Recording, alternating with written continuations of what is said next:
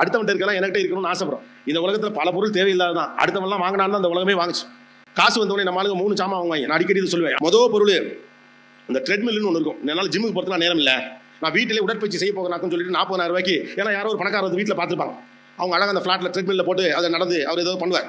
அதுக்கு ஒரு 4,000 ரூபாய்க்கு ஷூலாம் வாங்கி எல்லாம் பண்ணுவாங்க. ஒரு நடந்தால் நீங்கள் இப்படி ஆகலாம், உடல் இழைத்து சின்னமாக சன்னமாக பார்ப்பதற்கு நடிகரை போல மாறிவிடலாம் அப்படின்னு இவங்களே எல்லாம் ரெக்கமெண்ட் பண்ணுவாங்க. ஒரு வாரம் கழிச்சு துண்டும் ஜட்டியும் காயது. எதுக்கு வாங்கினாங்கன்னே தெரியாது.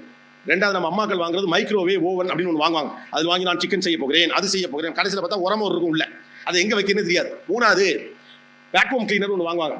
சிட்டியில் சொல்கிறேன், வீடு பெருக்க கூட்டான்னு அதை வச்சு என்னென்ன அப்படி மூஞ்சில் இருக்க பவுடர்லாம் எடுத்துக்குவாங்க. ஒரு வாரம் ஓடும். ஒரு வாரத்துக்கு அப்புறம் எங்கே வைக்கிறது வீட்டுக்குள்ளேன்னு தெரியாது. வாங்கி சண்டை. இதெல்லாம் எங்கே பார்த்து வாங்கணும் அப்படின்னு கேட்டால், நாம் யாரை அண்ணாந்து பார்த்தோமோ, யாரெல்லாம் பணக்காரர்கள் நினைத்தோமோ அவர்கள் வீடுகளில் அது இருக்கு.